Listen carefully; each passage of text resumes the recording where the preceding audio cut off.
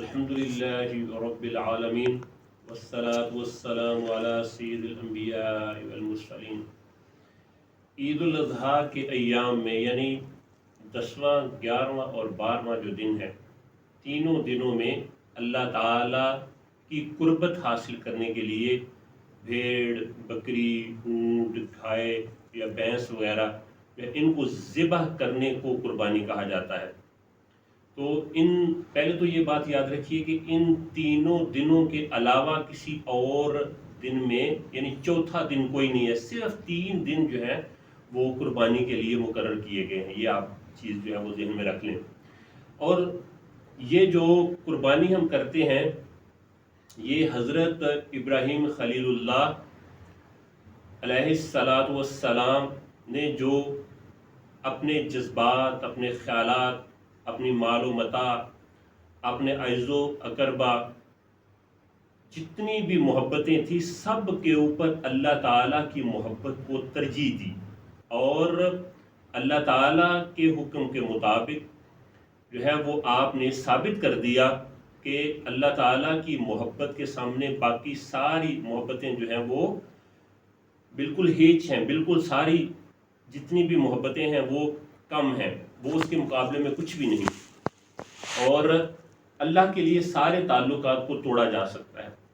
और ये जो शेवा तस्लीम व रज़ा की जो उन्होंने मुक़द्दस शम्मा जलाई, उस में हज़रत इस्माइल अलैहिस्सलाम ज़बीहुल्लाह ने अपनी जान की परवाह न करते हुए छुरी अपने हल के ऊपर रखवा कर नूर ईमानी जो है उससे ये शम्मा जो है इसको रोशन किया और फिर अल्लाह ताला ने इस कुर्बानी को कबूल कर लिया। और कुरान पाक में आता है वफ़दैनाहु बिज़िब्हिन अज़ीम, यानी अल्लाह ताला फरमाते हैं कि और हमने एक बड़ा ज़बीहा उसके फ़िदिये में देकर उसे बचा लिया। यानी हज़रत इस्माइल अलैहिस्सलाम की कुर्बानी के बदले में अल्लाह ताला ने आसमान से जो है वो मेंढा भेज दिया और उनको बचा लिया।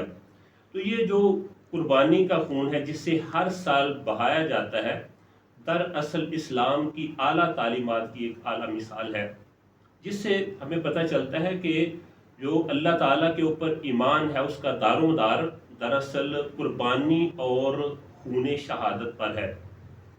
तो शायर ने बड़ी खूबसूरत बात की, जान दी हुई उसी की थी, हक तो ये है कि हक अदा ना हुआ।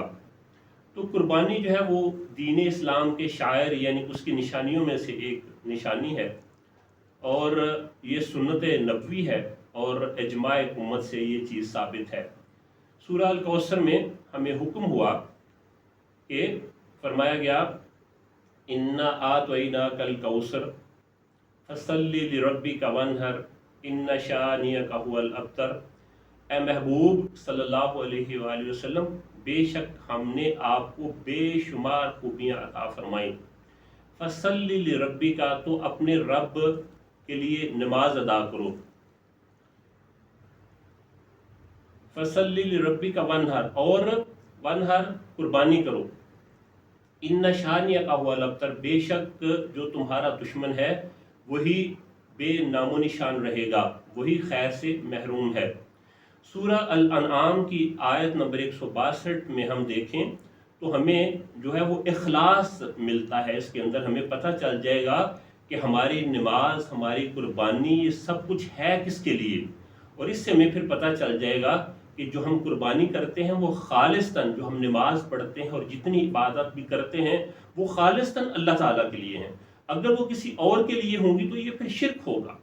तो उस आयत में फरमा दिया गया कुल इन्ना सलाती व नुसुकी व महयाया व ममाती लिल्लाहि रब्बिल आलमीन, यानी फरमाया गया कि तुम फरमाओ कि मेरी नमाज और मेरी कुर्बानियाँ और मेरा जीना और मेरा मरना सब अल्लाह के लिए है जो सारे जहानों को पालने वाला है।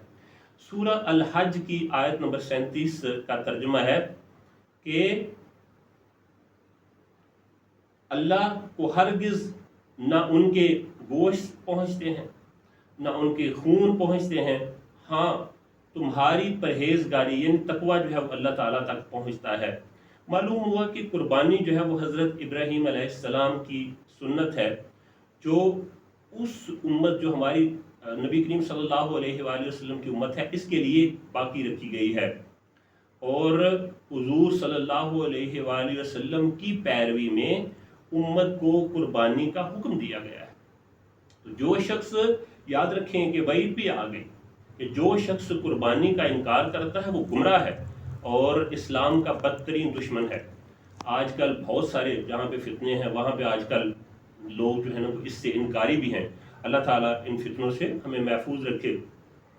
تو فرمایا گیا حدیث میں ہے کہ کوئی عمل بقر عید کے دن جو ہے وہ اللہ تعالیٰ کو خون بہا سے زیادہ عزیز نہیں، یعنی سب سے زیادہ جو چیز اللہ تعالیٰ کو عزیز ہے وہ ہے خون بہانا، یعنی قربانی کرنا، اور وہ قربانی قیامت کے دن اپنے سینگوں اور بالوں اور کھر سمیت آئے گی، اور بے شک خون جو قربانی کا ہے وہ زمین پر گرنے سے پہلے ہی اللہ کی بارگاہ میں مقبول ہو جاتا ہے، اللہ تعالیٰ اس کو قبول فرما لیتے ہیں۔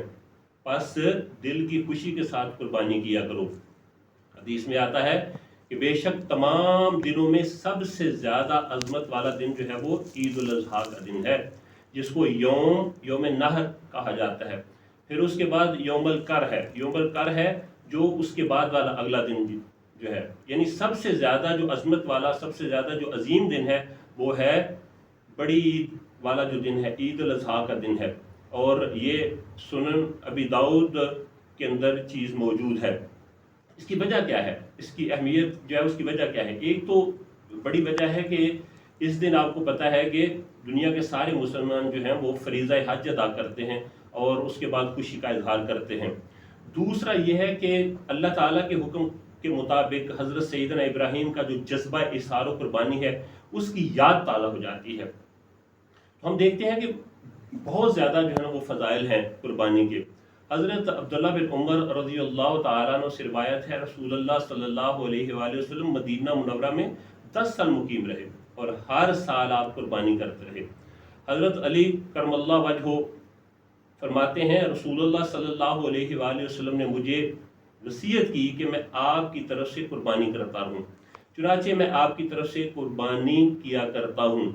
حضور صلی اللہ علیہ وآلہ وسلم نے فرمایا جو شخص طاقت رکھتا ہو اور پھر بھی قربانی نہ کرے وہ ہماری عیدگاہ میں نہ آئے۔ تو آپ اندازہ کر سکتے ہیں اس بات کی اہمیت کا کہ کتنا زیادہ ہمارے لیے جو ہے وہ ضروری ہے قربانی کرنا۔ حضرت امام زین العابدین رضی اللہ تعالیٰ عنہ فرماتے ہیں حضور صلی اللہ علیہ وآلہ وسلم عید کے لیے 2 موٹے تازے بڑے سینگوں والے مینڈے خریدا کرتے تھے، اور عید کی نماز اور خطبہ سے فارغ ہو کر ایک مینڈا اپنی امت کی طرف سے قربانی کرتے اور ایک اپنی آل کی طرف سے قربان کرتے۔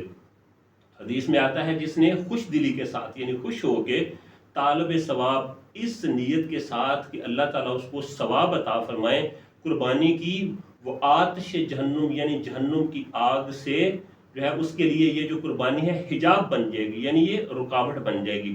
اب ہمیں پتہ چلا کہ اخلاص جو ہے وہ بڑا ضروری ہے۔ جب آپ قربانی کرتے ہیں اس کے اندر جو ہے وہ دکھاوا نہیں ہونا چاہیے، اس کے اندر جو ہے نا وہ آپ دوسروں کو دکھانے کے لیے قربانی نہیں کریں بلکہ آپ اللہ تعالیٰ کی رضا کے لیے اس کو قربان کریں۔